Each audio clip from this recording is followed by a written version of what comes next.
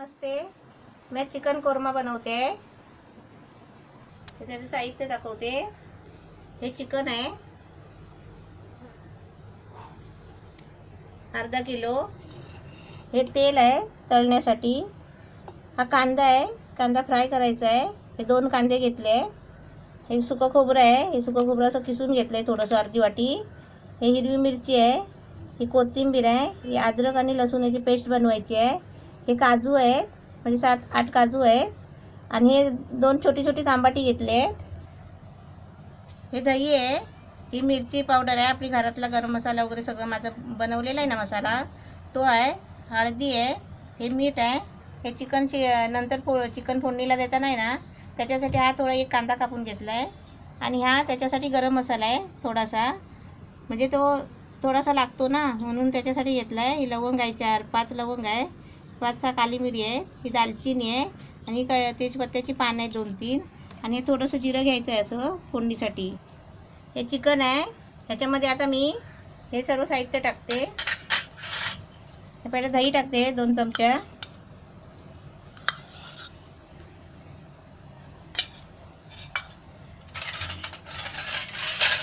हे मिरची पावडर आहे, ही 2 चमचे टाकते.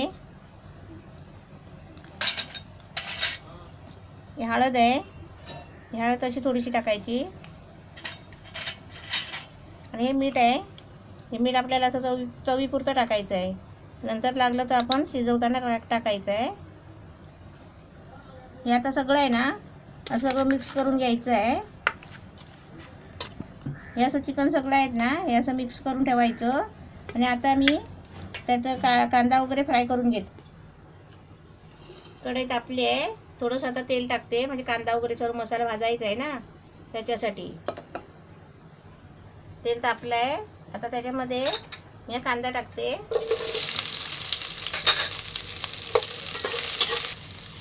कांदा टाकला आहे, त्याच्यामध्ये ना थोडंसं असं मीठ टाकायचं, म्हणजे का कांदा लवकर भाजतो.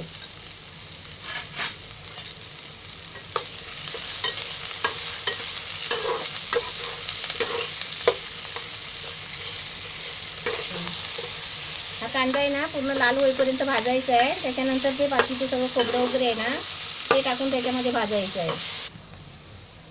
आता त्याच्यामध्ये हे सुकं खोबरं आहे ना किसलेलं, ते टाकते भाजायला. कांदा असा थोडा लाल झाला ना, मग बाकीचं टाकायचं सगळं भाजण्यासाठी. हे अद्रक आणि लसूण आहे, पेस्ट बनवून नाही घेत आहे, कारण ते पिसायचं आहे ना, म्हणून त्याच्यासाठी. हे 5-6 पाकळ्या लसणीचे आहेत. आणि हे 1 इंच आल्याचा तुकडा होता, त्याचे 4 भाग केले. हे थोडं हलवून घेते.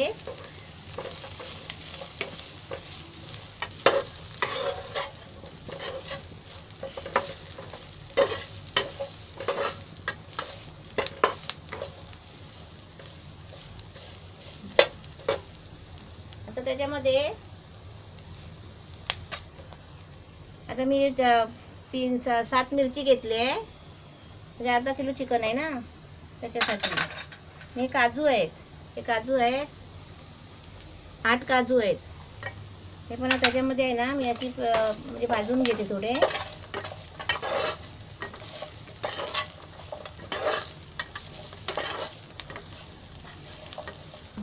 आता हे मसाला भाजला आहे. आता त्याच्यामध्ये हे टोमॅटो कापले आहेत ना, हे बारके बारके 2 टोमॅटो घेतले, ते टाकते.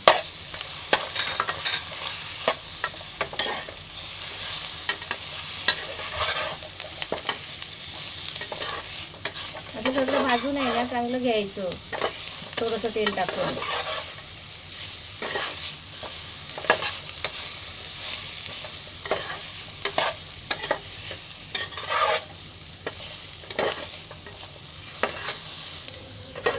हे भाजलं आहे आता चांगलं, हे बघा लाल झालं आहे. आता हे मी काढून घेते, हे भांड्यामध्ये काढते ताटलीमध्ये, आणि थंड करायला ठेवते. गॅस जरा बारीक करते.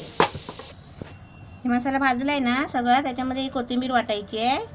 म्हणजे वाटप करेपर्यंत आहे ना, वाटेपर्यंत मी हे चिकन मिक्स केलेलं आहे सगळं ग्रेव्ही, ते आता मी फोडणीला देते. म्हणजे आता चिकन शिजवायचं आहे ना, त्याच्यासाठी.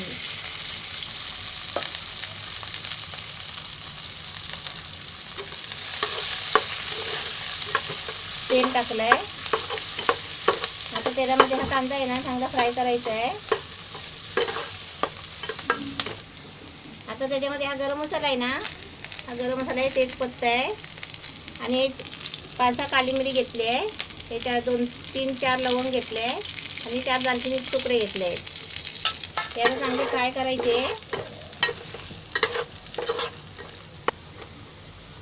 हे कांदा फ्राय झाला आहे. आता त्याच्यामध्ये हे जे चिकन ठेवलं आहे ना, मिक्स करून सगळं त्याला हे लावून ग्रेव्ही, ते आता चिकन टाकते त्याच्यामध्ये.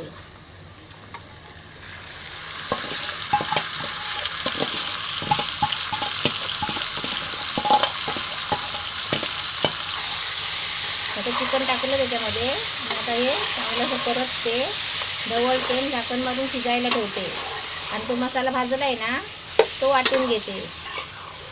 आता चिकन हलवून झालं ना फिरवून असं की 10 मिनटाची स्लो गॅसवर ठेवायचा. गॅस स्लो करून ठेवायचा म्हणजे तो चांगलं जरा शिजतो.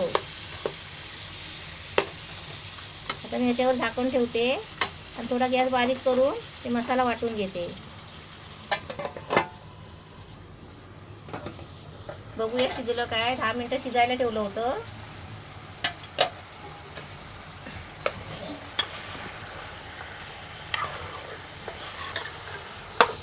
दहा मिनटं शिजायला ठेवलं होतं. म्हणजे अजून थोडं शिजायला हवं आहे. म्हणजे जरा पाणी आहे ना हे सुकलं पाहिजे, म्हणजे ते चांगलं आहे ना त्या मसाल्यामध्ये ते मुरतो. आणि नंतर आपण जे वाटलेलं मसाला आहे ना तो नंतर टाकायचा आहे.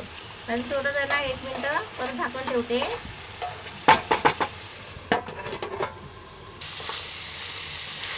आता चिकन शिजलं आहे. आता त्याच्यामध्ये हा मसाला आहे ना वाटलेला तो टाकते. हा मसाला वाटलेला आहे ना, हा सगळा आता त्याच्यामध्ये असं टाकते.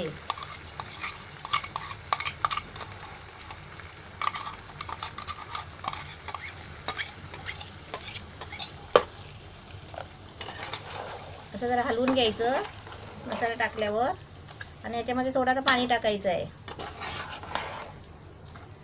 म्हणजे कसं रश्श्यावालं करायचं आहे. त्याला चिकन कोरमा बोलतात. त्याचं रश्श्यावालं थोडं करते मी.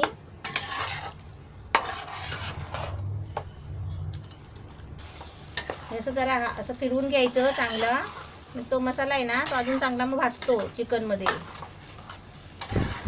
आता त्याच्यामध्ये मी थोडं पाहिजे तेवढं असं आपल्याला पाहिजे तेवढं पाणी टाकायचं. पातळ पाहिजे पातळ असं रसा भातावर असं घ्यायला पाहिजे असेल तर पातळ करायचं, नाही तर सुकं करायचं.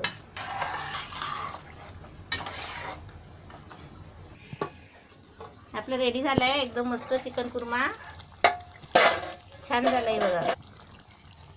चिकन कुर्मा एकदम मस्त तयार झालेला आहे.